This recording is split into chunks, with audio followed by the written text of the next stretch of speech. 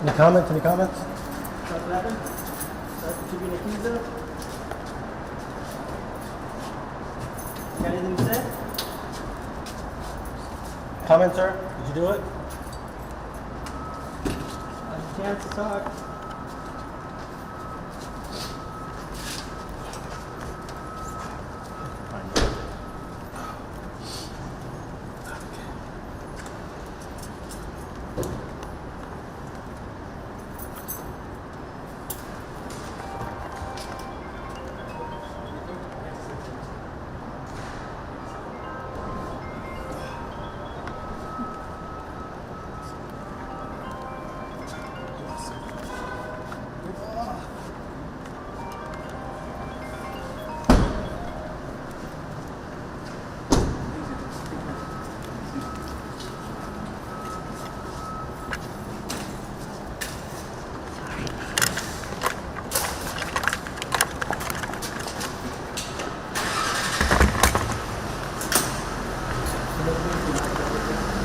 Test 1, 2, test 1, 2 on my phone.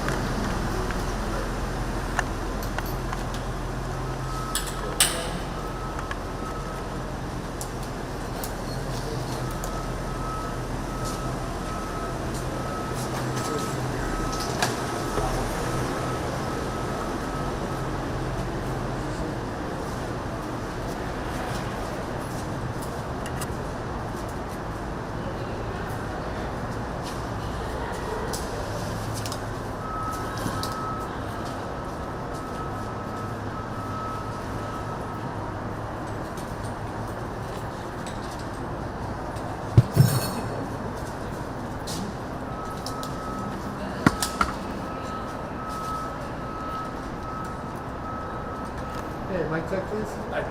Test 1, 2, test 1, 2. Officer Nick Solis, Nick-Soliz, Public Information Officer, San Antonio Police Department. Okay, the suspect seen before you today was one William Richard Holliday. That's Holliday, Holliday, said 509-478, 54 years of age. He's being charged today for unauthorized use of a motor vehicle, so it's stolen vehicle, credit card abuse, elderly, and then 4 new warrants that he was just picked up on today. Fraudulent use of identifying information, which is basically identity theft. That's a 3rd-degree felony. False statement to obtain property, $30,000 to $150,000. That's a 3rd-degree felony as well. Tampering with the government record with intent to harm or defraud. That's a 2nd-degree felony. And exploitation of an elderly, which is also a 3rd-degree felony. So first off, I want to say that this case it was solved by our detectives. It's a great one because it just shows the hard work that our detectives do on a daily basis. So there's a short time frame here, but Guadalupe County had a victim who was notified by debt collectors that he owed an pending amount of debts. I don't know how much, but he owed a pending amount of debts. Now, our victim's 65 years old. Through investigation, Guadalupe County was able to maybe get a suspect on these identifying theft cases. So they contacted our detectives in our financial crimes unit here at SAPD, who took the case. Our detectives contacted the victim and immediately started getting an investigation going, with the first step being the apartment complex that our suspect was living in. So our detectives go to an apartment complex here in San Antonio.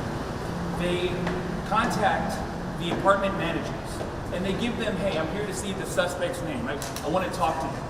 Well, the apartment managers say we don't have a suspect by that name here. We don't have anybody by that name here at this apartment complex.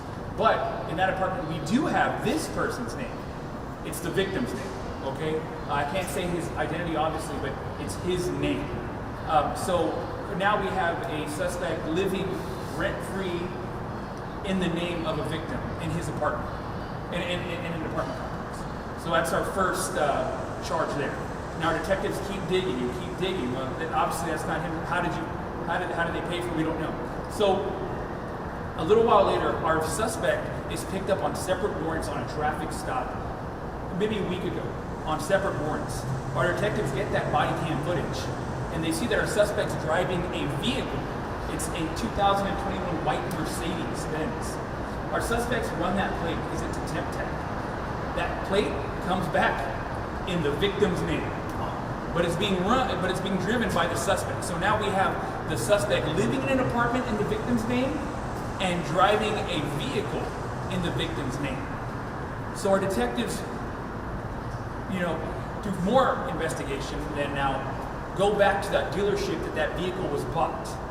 And our detective is able to, and he asked the dealership, how did he purchase his vehicle? This is not him. Well, they get the copies of the driver's license provided by the suspect. And on that driver's license is the suspect's picture with the victim's name. So that's a fictitious driver's license. So this is just, our suspect is basically living in the victim's name. So currently, that's what's going on there. So today, we now have probable cause, what's happening. Our rapid response team, along with our detectives, they trail the suspect. They get an identifying location on our suspect. They follow him to various points of the city, in which at one point he stops at a local grocery store here in San Antonio. He buys groceries, leaves. We stop him, take him into custody on these warrants. On him, it was proven that he used a credit card in the victim's name. So in total, what detectives believe right now, they believe that our suspect has 66 fraudulent accounts tied to this one victim. And so it's obviously it's terrible, but it's also really good detective work that our detectives were able to backtrack through investigation and get this guy in custody. Detectives also wanted me to give a PSA on how not to become a victim of this. Now, in this case, we know how our victim became a victim of this identity theft. It was through his mail was somehow forwarded to this suspect's previous address. We don't know how, obviously, but it was. So just always make sure your mail is secure, never gets forwarded without your knowledge. Always carry your wallet, your phone. Don't leave it in a car or any facility. Anything with personal info, never throw away. Shred that, because this is exactly what happened in this case. But once again, big time kudos to our financial crimes detectives who really worked hard in bringing this victim justice and getting this suspect off the streets. Nick, how old was the victim? 65 years old. Use the victim's information to obtain a driver's license, or was it fake? It's a fictitious driver's license, but the victim's name was on it, and it looked real enough to where he was able to purchase not only a car, he was able to purchase, rent an apartment. He had his social security number, everything you could think of. So it's, tied back to 66 fraudulent accounts. Was the driver's license number fictitious or the? It was the victim's driver's license number. He also had a Lone Star card in his name as well. So it's just the suspect was, this is just a bad thing. You're sticking to a federal case? That I don't know. Right now it's here, but I don't know at the time. It could, just depending on the mail. How many of these cases do you see? Well, these are common. Obviously, it's unfortunate they happen a lot, but when it coming around like this full circle, getting the guy in custody, I don't know if that's rare because our detectives do a good job, but it definitely feels good to see one of these people, these suspects in custody for these kind of crimes, what we call white collar crimes. Any signs, telltale signs that something might know something small from their crimes? Well, in this case, the only reason the victim knew that this was happening is because the debt collectors were calling him night and day. Say, hey, you're delinquent on this account, you're delinquent on this account. But he never had accounts. So that's the only way he was able to find out. And by that, he contacted the Guadalupe County Sheriffs, who they did some investigations too, but they realized the suspect, a person of interest at that time, may have lived in San Antonio, and so they passed it down to our financial crimes unit. Yes, sir. This was your financial crimes unit? Financial crimes unit, yes, white collar. Yeah. All right, thank you. What's the camera?